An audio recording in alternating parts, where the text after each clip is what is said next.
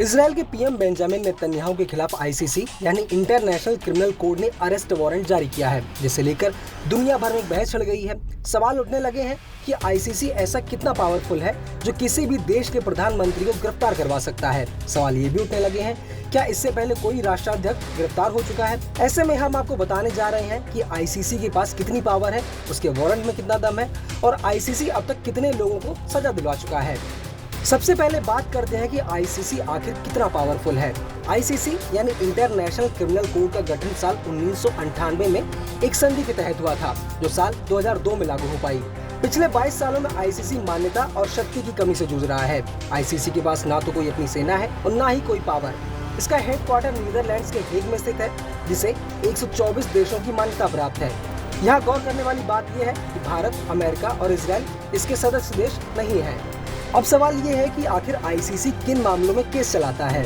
ICC एक international court है जिसके पास वॉर क्राइम, नरसंहार, मानवता के विरुद्ध अपराध और युद्ध अपराधों के लिए मुकदमा चलाने की पावर है।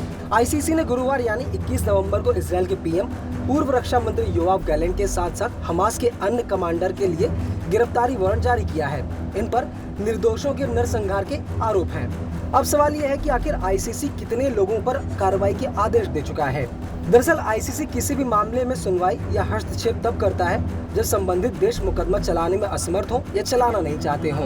यह केवल 1 जुलाई 2002 के बाद किए गए अपराधों से निपट सकता है। आईसीसी को केवल उस देश पर किए गए अपराधों के लिए क्षेत्राधिकार प्राप्त है जो किसी देश के नागरिक द्वारा किए गए अपराधों के लिए संयुक्त राष्ट्र सुरक्षा परिषद में जाते हैं। मीडिया रिपोर्ट्स की माने तो साल 2002 के बाद से आईसीसी 56 गिरफ्तारी वारंट जारी कर चुका है। बता दें कि इजराइल के प्रधानमंत्री बेंजामिन नेतन्याहू के खिलाफ गिरफ्तारी वारंट को लेकर पश्चिमी देश आपस में बट गए हैं। जहां अमेरिका ने गिरफ्तारी वारंट को मानने से इनकार कर दिया है, तो वहीं ब्रिटेन, कनाडा, नीदरलैंड्स और इटली का कहना है कि अगर नेतन्याहू उनके देश आते हैं तो उन्हें गिरफ्तार कर लिया जाएगा।